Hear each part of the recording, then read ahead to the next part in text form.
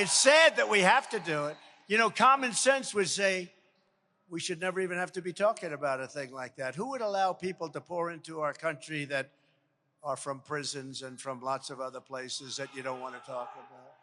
On my first day back in the White House, I will terminate every open borders policy of the Biden administration.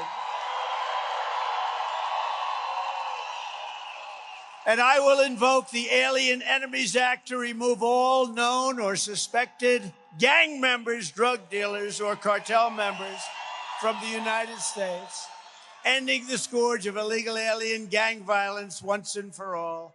You know, when I took out the MS-13, again, by the thousands, we had a problem because you couldn't get them back into the various countries from where they came. And I'll never forget the people in the White House coming up to me saying that the Obama administration, has anybody ever heard of Barack Hussein Obama? Remember Rush? Barack Hussein Obama.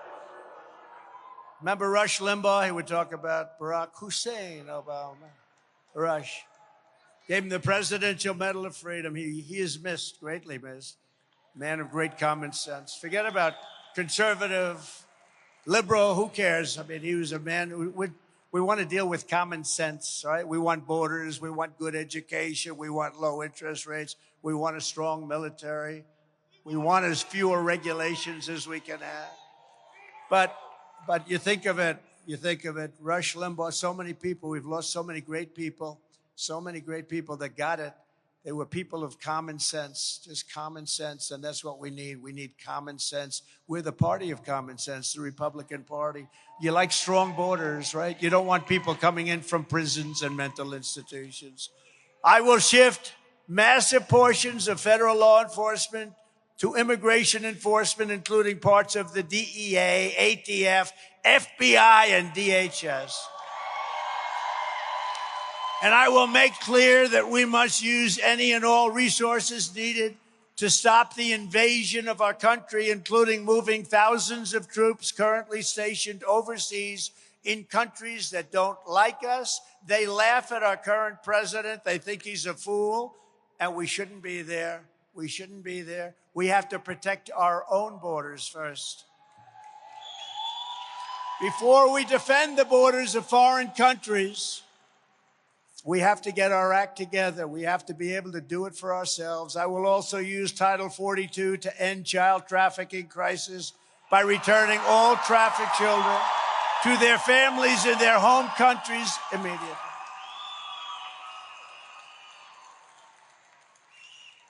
So these people told me, though, just to finish the story, they told me that, sir, you're not going to be able to bring the gang members back to their countries. They won't accept them. Oh, that's nice. You mean they send them? Absolutely. They send them in caravans. They send them up. They dump them in our country. That's why they have empty jails. That's why their jails are empty. You know what they save? You know what they don't want them for 50 years in jail or more or less. They don't want them. They don't want MS-13. They don't want these killers and murderers. So they said, sir, they won't take them. They put planes, big planes on the runway. So when our plane comes in loaded up with people, they had to go away.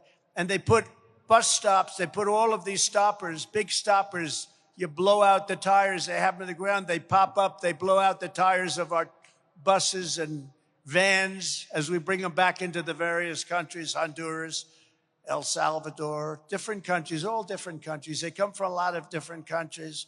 So what happens? Guatemala, a lot of from Guatemala. So what happens is they said, you'll never get them back. I said, how much money do we pay those countries in foreign aid?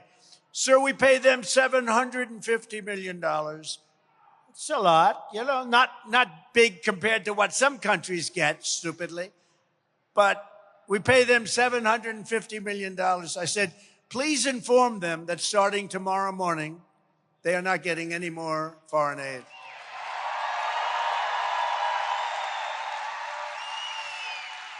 So about an hour after we informed them, I got a call from all three of them, but separate. And they said, sir, there seems to be a problem, a misunderstanding. I said, yeah, there is. For 10 years, 15 years, you wouldn't take these people that you send back, and they send them. Don't kid yourself. They don't want them in their country. They send them up in the caravan. You wouldn't take them back, right? And they said, no, that's not my understanding, but we would be very happy to talk. I said, here's the story. If you don't take them back, you'll never see anything from the United States in terms of foreign aid. Nothing. And all three of them, they didn't even have to hang up the phone. They said, sir, we would be greatly honored to take back MS-13 killers. We would greatly be honored to take back murderers and thugs of all type. This would be our great honor. We hope you're happy, sir. Are you happy? I said, yes, but I still didn't pay him the money. I held it back. And to keep America safe from terror, that was a big deal because they wouldn't take them back. We were stuck with them. And Obama and Biden, I doubt he was very much involved. But Obama and the Obama administration, including crooked Joe Biden, would not take them back, would not make any deals. All they did was accept the fact that these countries wouldn't take them back. I got a thing called a telephone. You can do a lot with a telephone. You can do a lot. I did it with France. They were going to put taxes on American companies, big taxes. And I gave it to my people, and my people worked on it. They couldn't do anything. It was done. They said it was done.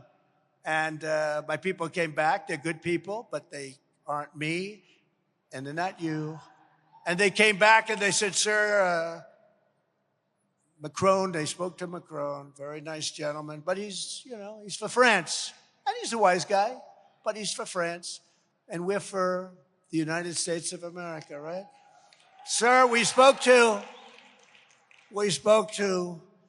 Emmanuel Macron. I said, well, that's the right guy. What did he say? He said, no, this deal is done. I'm sorry, we can't do anything. So this went on for 2 months, and I said, all right, now, let's handle it properly. I called up Emmanuel Macron, head of France, absolute head of France. I said, Emmanuel, you're going to tax American companies. That's not fair. No, it is too late to discuss this. I said, well, that's okay.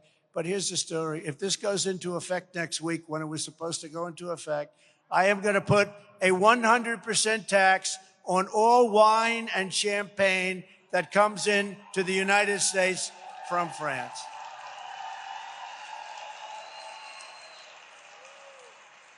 And he said, no, Donald, you cannot do that, Donald. That is not fair. I said, it's not fair that you're taxing our companies. You're not taxing other companies. No, this is not fair. I said, here's the story. You have 15 minutes to tell me whether or not you're going to take the tax off. I will call you back, Donald calls me back. We have decided to remove the tax, all taxes. And my guys worked on it. They know who they are. My guys over at Treasury, they worked on it for a period of about 2.5 months. I did it in 2 minutes. But we did many. I could tell you story after story like that. It's about common sense. It's about protecting our nation. It's about putting America first. Isn't it really about putting America first?